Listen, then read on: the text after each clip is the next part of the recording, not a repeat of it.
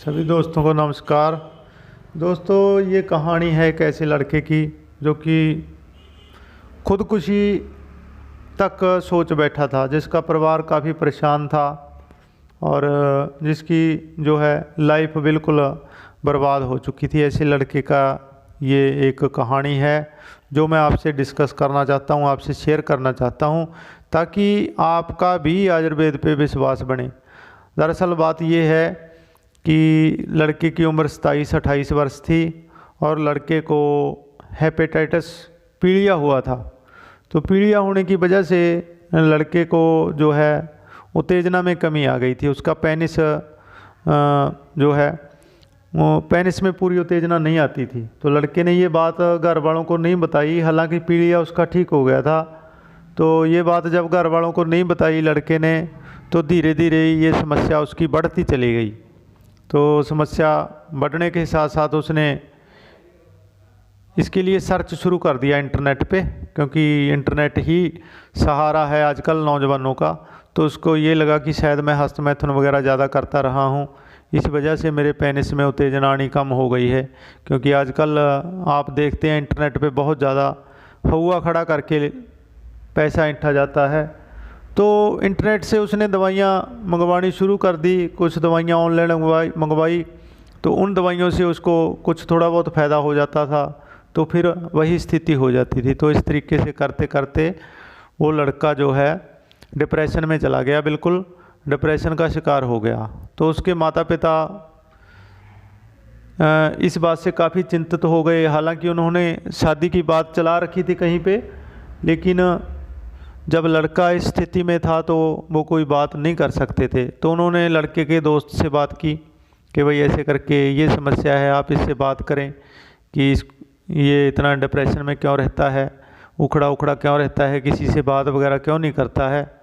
तो लड़के के दोस्त ने जब लड़के से बात की, उसे विश्वास दिलाया कि आप मेरे को आप अपना समझें, अपना ख़ास समझ के आप अपने समस्या जो भी है मेरे से शेयर करें, तो हम इसका कोई ना कोई इलाज करवाएंगे, कोई ट्रीटमेंट करवाएंगे। जो भी समस्या है आपकी तो हम इसको डिस्कस करें।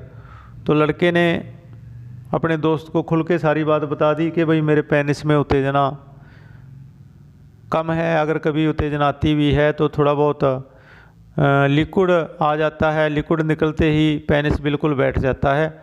तो इसलिए मैं काफ़ी दवाइयाँ इंटरनेट से महंगी महंगी दवाइयाँ मंगवा के इस्तेमाल कर चुका हूँ, लेकिन मेरे को अभी तक कोई लाभ नहीं हुआ। तो यही बात सारी यूँ की यूँ लड़के के दोस्त ने लड़के के पिता को बताई। तो लड़के के पिता ने कहा कि घबराने वाली कोई बात नहीं है, हम इसको किसी अच्छे हॉस्पिटल में या किसी अच्छे डॉक्टर के पास ले जाएंगे, तो हम इसका इलाज करवाएंगे। तो लड़के का पिता जो है लड़के को दिल्ली के किसी बड़े सेक्स स्पेशलिस्ट के पास ले गया। तो सेक्स स्पेशलिस्ट ने लड़के को देख के उसको दवाइयाँ वगैरह दी और 1 महीने के काफ़ी पैसे उसने लिए। तो रोगी के कथन के अनुसार लगभग 48-50 हज़ार रुपये की महीने की दवाई दी। तो उसमें जो थे व्याग्रा वगैरह, एटीपाम वगैरह ऐसी औषधियाँ थी। तो लड़का जब दवाई लेके घर आ गया तो उसको उत्तेजना जो है आनी शुरू हो गई। तो लड़के को भी लगा कि भाई मेरी समस्या सॉल्व हो गई है। तो 10-15 दिनों में काफ़ी ज़्यादा उत्तेजना उसको आ चुकी थी। हालांकि भूख उसकी ज़रूर कम हुई थी, लेकिन उत्तेजना उसको काफ़ी आनी शुरू हो गई थी। तो इस तरीके से लड़के के पिता ने जब बात की लड़के से कि कितना का फ़ायदा है आपको, तो लड़के ने कहा कि काफ़ी फ़ायदा है। तो शादी की बात को आगे चलाया गया, बढ़ाया गया। तो लड़के के कहने के मुताबिक जो पहले से रिश्ते की बात वगैरह चल रही थी, तो लड़के की शादी तय कर दी। इसी दौरान दवाइयाँ भी चल रही थी और लड़के की शादी भी तय कर दी गई। तो लड़के को ये ज़रूर लग रहा था कि मैं पूरी तरीके से ठीक नहीं हूँ, लेकिन फिर भी घर वालों के दबाव में आके, क्योंकि काफ़ी पहले से बात चल रही थी, तो फिर भी घर वालों के दबाव में आके शादी के लिए वो मान गया। तो जब शादी हो गई तो लड़के ने पहली रात उसके मन में संशय पहले से ही था कि शायद मैं संभोग अच्छे तरीके से नहीं रचा पाऊँगा। तो जो डॉक्टर ने दवाइयाँ दी थी उसकी भी उसने डबल डोज ले ली। इसके अलावा उसने थोड़ा बहुत नशा वगैरह भी किया, ड्रिंक वगैरह भी किया, लेकिन संभोग में उसको सफलता नहीं मिली। जैसे ही वो अपनी वाइफ के पास जाता था तो इरेक्शन एकदम से बिल्कुल चला जाता था, इरेक्शन ख़त्म हो जाता था। तो उसने 1-2 बार कोशिश की लेकिन उसको अच्छी सफलता नहीं मिली। 1-2 बार कोशिश करने के दौरान भी जब उसको सफलता नहीं मिली तो लड़का थक हार के नशे की ओवरडोज लेके सो गया। तो लड़के को ये लगा कि चलो आज अगर सफलता नहीं मिली है तो कल सफलता मिल जाएगी। लेकिन जब मन में डर और भय बैठ जाता है तो इसका फिर इलाज आयुर्वेद के रस रसायन से ही हो पाता है। जैसे स्वर्ण भस्म है, हीरक भस्म है और स्तंभक और बाजीकरण औषधियाँ हैं। आयुर्वेद में बहुत शक्ति है। अबरक भस्म 1000 पुटी है, 7 पुटी है। तो ये औषधियाँ ही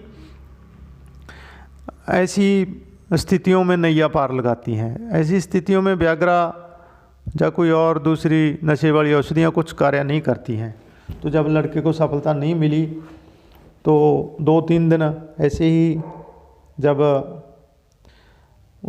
यही परेशानी उसको बार बार आती रही तो लड़की का भी मन इस बात से खुश नहीं था, क्योंकि कौन औरत चाहती है कि उसका हस्बैंड पहली ही रात उसको खुश ना कर पाए। तो लड़की ने ये बात फ़ोन पे अपने घर वालों को बता दी। तो घर वाले अपना जो है जिसने रिश्ता वगैरह करवाया था उसको साथ लेके लड़के के घर आ गए। तो उन्होंने लड़के के पिता से बात की कि भाई आपका जो लड़का है ये ऐसे करके ठीक नहीं है, तो आपने इसको शादी वगैरह के लिए कैसे रजामंद कर लिया। तो लड़के का पिता बोला कि भाई मैंने लड़के से बात की थी, मेरा लड़का उस टाइम तंदुरुस्त था, हाँ हो सकता है कोई थोड़ी बहुत समस्या हो तो इसकी दवाइयाँ चल रही हैं। तो उन्होंने लड़की वालों ने कहा कि आपका लड़का ठीक नहीं है, इसलिए हम अपनी लड़की को लेके जा रहे हैं। जब आपका लड़का पूरे तरीके से तंदुरुस्त हो जाए तो आप हमसे संपर्क कर लें। अगर नहीं तंदुरुस्त हो पाएगा तो हमें कुछ और सोचना पड़ेगा। यानी उनका कहने का मकसद मतलब ये था कि बात डाइवोर्स तक पहुंच चुकी थी, तलाक तक पहुंच चुकी थी। तो वो लड़की को साथ ले गए। जब समस्या नहीं सॉल्व हुई तो लड़के के पिता को किसी ने हमारे क्लिनिक के बारे में बताया। तो हमने जो है फ़ोन पे मेरे से बात हुई लड़के के पिता की, तो मैंने लड़के से भी काउंसलिंग की, 15-20 मिनट बातें हुई। तो मैंने कहा कि आप इसके लिए दवाइयाँ शुरू कर दो और आप 2 महीने का टाइम उनसे ज़रूर ले लो। तो जो दवाइयाँ आपकी पहले चल रही हैं उसको बंद कर दें और 2 महीने का समय ले लें। तो मैंने अपनी दवाइयाँ शुरू करवा दी। सबसे पहले विरेचन कर्म करवाया गया, फिर लीवर को ठीक करने के लिए दवाइयाँ दी गई कुछ समय के लिए। उसके बाद अपना ये जो मुख्य योग है अबरक भस्म, स्वर्ण भस्म, हीरक भस्म, ये योग शुरू करवाया। तो लगभग 30-35 दिनों बाद लड़के को उत्तेजना आनी शुरू हो गई, क्योंकि ये नेचुरली उत्तेजना थी। तो लड़का धीरे धीरे बिल्कुल तंदुरुस्त हो गया। उसके पेशाब में जो जलन वगैरह थी वो भी ठीक हो गई और उसने जो अपनी मिसेज को वो ले आया। अभी वो हंस खेल रहे हैं, अच्छे तरीके से अपनी ज़िंदगी गुजार रहे हैं।